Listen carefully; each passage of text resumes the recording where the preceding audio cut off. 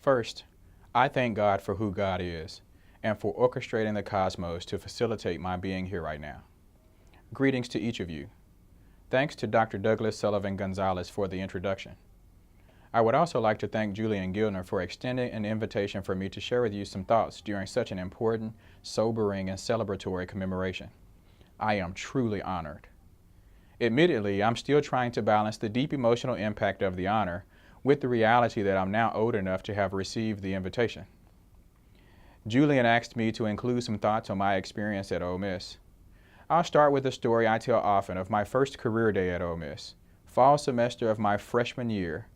I attended the career day at the Coliseum partially from curiosity, partially still attempting to validate my decision to come to school here. I polled the company representatives, trying to understand why they recruit students from Ole Miss. One representative's response has remained with me all these years.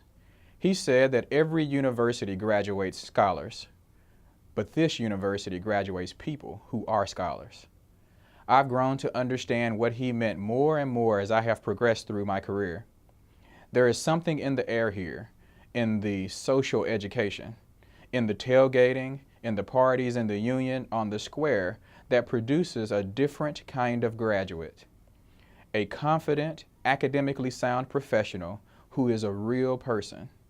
There is tangible benefit to that combination in the workplace. I certainly have benefited from it, and I know many others who have as well. Ole Miss is a production facility for citizens like that. I encourage you to take advantage of the opportunity presented by this environment. This place is opportunity.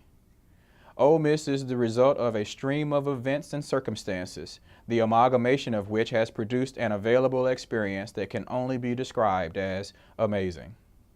From the reasons it was founded to the collection of personalities filling her halls today, this place has become so much to so many, so much to me. My relationship began as a freshman in high school when I received the first letter from an Ole Miss ambassador.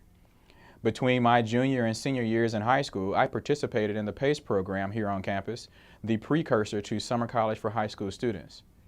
My high school years were very interesting times for me, so I cannot overstate the impact that Dr. Lynn Murkison had on my life during those 5 weeks. She guided me through a most critical transition, and she did so without judgment and maybe even without knowing. She helped me lay a foundation. Still, I arrived here as a freshman, driven but with no direction, confident but confused. Enter Dr. Elizabeth Payne, who worked a pure miracle in planting the seeds for what would grow into the Sally McDonald Barksdale Honors College of today. She sacrificed so much of herself for us, for me. I will always be grateful to her for introducing me to the path of introspection and self-discovery. Then Dr. Susan Glisson came along and challenged everything I thought I knew. She helped me exchange the external expectation that I had been collecting my entire life for the challenge of my own. Dr. Payne and Dr. Glisson supported me through decisions that no one else seemed to understand. Dr. Mark Kidd, who was my first mentor here, and David Harris, who became my friend, were quiet examples. They didn't necessarily offer much advice, they just lived it. I am a Phi Beta Sigma man today because of the excellence I observed in them. There were too many fond memories, key moments, and pivotal persons during my time in Oxford for me to mention them all here. Of course, the best thing I took away from Ole Miss was my wife. Even with such a wonderful, transformational experience on campus, I fully expected my relationship with Ole Miss to all but end after graduation. The very opposite has been true. I have a closer relationship with Ole Miss today than ever. Since I cannot write the big check yet, I am honored to serve as an alumnus in whatever ways that I can. Then Vice Chancellor, Dr. Jones whispered something to me about 3.5 years ago, a single sentence in passing that he may not even recall having said, that has been the underpinning for much of my recent efforts here. I have my sleeves rolled up, trying to make our university even better. Why? Allow me to share with you an excerpt from a speech I wrote a few years ago for another occasion here on campus. This place is special. This place is special to me. My future and Ole Miss are inextricably interwoven. I stand upon her history, and her future is being built upon my shoulders. And so, in my quiet times, I sometimes ask myself, what exactly is this place? Is this place simply the host of our favorite sports team's home games, a stick pin on the map where college football's greatest tailgating can be experienced? Is this place simply a clever assortment of artistically designed buildings resting upon an award-winning landscape? Is this place simply an incubator of Miss American contestants, national leaders, and international scholars? Is this place simply a collection of controversial symbols and figures, an almost legendary history memorialized in bullet-scarred columns and statues? What is this place way down south in Mississippi? What is Ole Miss? Well, we are. Both all together and individually, we are Ole Miss. Oftentimes, cheerleaders, random fans, or sometimes select celebrities can be found asking us, are we ready? Are we?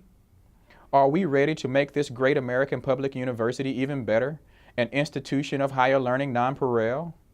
Are we ready to accept and respect the entirety of our history and maintain its proper place in the continuous celebration of who we are? Are we ready to release the long-held and emotional grip we hold on implements that only serve to effect division in our family? Are we ready to move past tolerance, past interest, past even appreciation, to a day when we're truly fascinated by the unique qualities and contributions we all bring to bear? Are we really ready? Let's think about some of those thoughts and questions, these challenges for a moment. I stand upon her history, and her future is being built upon my shoulders. In the words of the great Indo-Trinidadian American poet, Onika Mirage, in this very moment I'm king. In this very moment I slay Goliath with the sling. In this very moment I put it on everything. I will retire with the ring, and I will retire with the crown. Yes. No, I'm not lucky, I'm blessed. Yes. Clap for the heavyweight champ, me. But I couldn't do it all alone, we. Well, what is she saying? I am who I am in no small part because of the multitude of persons God has placed in my life over the years. I stand on their shoulders and the shoulders of so many others who I've never met. I stand on the shoulders of those who peacefully fought their way through this wilderness so that I could have a path to follow. I stand on the shoulders of those who had their fraternity house burned to the ground, but who exhibited the courage to establish another. I stand on the shoulders of those who chose to participate in the activities they loved, even though they weren't wanted. I stand on the shoulders of those who ascended to lead organizations whose membership wasn't interested in supporting them. I stand on the shoulders of those who sacrificed to provide knowledge to minds who weren't open to learning. I stand on the shoulders of my parents, whose hearts were so full of love that they guarded my young, impressionable psyche from developing unnecessarily negative opinions of the world, despite the world hating them daily. I stand on the shoulders of so many others so that others can stand on mine. I invite you to stand on mine so that others can stand on yours. So, fortify yourselves because we need you to be strong. We need you to be brilliant. We need you to be excellent. Every time you go to class, learn something new, ace an exam, write an essay, entertain a new idea, engage in a friendly debate, or read a book, you're doing shoulder presses, push-ups, hyperextensions, lat pulls, rack pulls, all to get your back and core stronger, enabling you to support someone else. See, we have come a long way as a nation and as a people. Lord knows we have. Yet, we have not arrived. The progress has been remarkable. I often think of the improvement in the Ole Miss experience from my wife's father's tenure, to her aunt's tenure, to our tenure, to today's experience. Yet, everything is not okay. We must actively appreciate what has been sacrificed for us to reach today and accept responsibility for shaping what remains to be. The election of the first black president of the United States did not mark the end of the race, but the beginning of another lap. What we have in this country, what we have as a people in this country, is not happenstance or coincidence. What we have individually today is not happenstance or coincidence. A lot of people sacrificed tremendously for us to have what we have. To paraphrase Rick Ross, they were self-made. We're just affiliated. They built from the ground up. We're just renovating. We must also remember that not everyone has what we have. This is not the way it is, just simply the way it is for us. The baton is being passed to us. Will we run with it or from it? The baton is being passed to us. Will we run with it or from it? Now, let me clarify one thing. Standing on someone's shoulders is not the same as stepping on someone's head. Let us pledge today that we will no longer choose to denigrate one another under the naive assumption that doing so somehow enhances us. Trust that it does not. We cannot afford to distract ourselves with our petty differences. I can offer you data that suggests how similar we all are genetically and how race is mostly a social construct with little to no biological basis, and how stereotyping has strong roots in neurophysiology. But I don't want to speak to your intellect today. I want to speak to your hearts, to your humanity. Because even though race may not be genetic, it certainly is real. Truth is not required for something to be real, only belief. Again, I say we cannot afford to distract ourselves with our petty differences. We must strengthen ourselves with them. Are we ready for that? Are we ready to accept and respect the entirety of our history and maintain its proper place in the continuous celebration of who we are? Are we ready to release the long-held and emotional grip we hold on implements that only serve to effect division in our family? Are we ready to stop celebrating and holding on to who Ole Miss was and start celebrating who we are and who we can become? Are we ready to move the Southern definition of diversity beyond the study of the relationship between white people and black people? Are we ready to treat diversity as the study of variety in thought, whose genesis is variety in persons and experiences? I so often tire of the debates of the symbols and traditions surrounding this campus, if for no other reason than we seem to be talking more at each other than we are to each other. There are individuals on all sides of these debates who are exactly what they appear. I don't think we need to describe them. But there are also people who, in my opinion, represent the majority of us, who simply aren't making the effort or aren't being given an opportunity to understand another side. We have grown so suspicious of one another. We insist on assigning the worst intentions to others while we wish for expectations of the best intentions be granted us. We throw around facts and figures as if they matter. This isn't not an issue of fact. 'Tis an issue of emotion and personal hurt.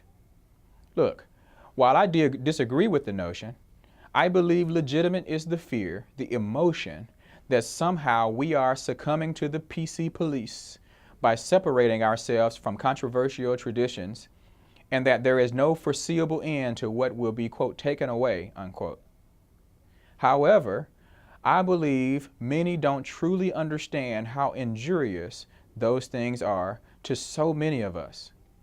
I don't think malice is always involved, but I do believe that some have the luxury of not having to consider the injuriousness because it is pointed in a different direction. Similarly, I believe legitimate is the feeling that the presence of these traditions serve us notice that while we are all allowed to be here, some of us are not welcome.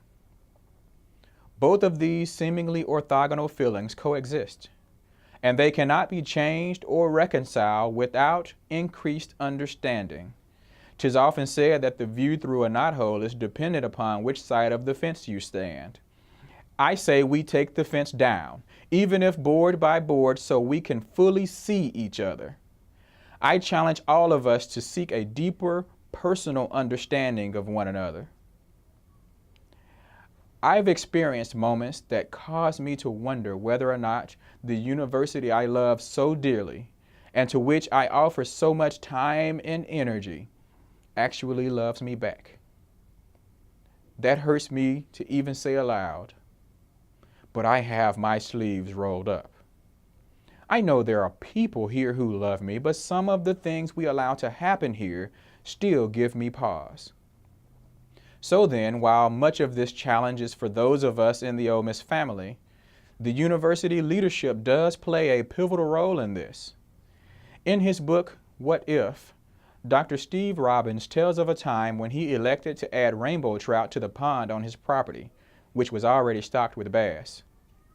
The experts at the specialty pet store advised him regarding the modifications required to his pond to ensure that his new fish would flourish. Mainly due to impatience, Dr. Robbins put the fish in the pond prior to completing the modifications, having convinced himself that he would complete them soon.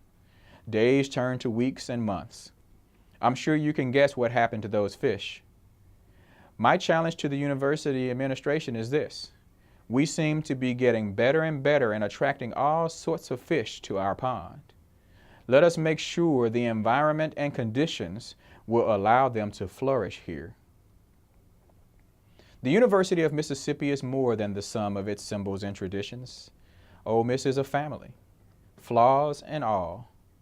Just like every family, we have some members of our family who don't seem to act in everyone's best interest. And just like most families, we don't all agree on every issue every time, but we hold in common a love that binds us together. Let us focus on that love. If we do, perhaps we can move past tolerance, past interest, past even appreciation, to a day when we're truly fascinated by the unique qualities and contributions that we all bring to bear. Are we ready? I am.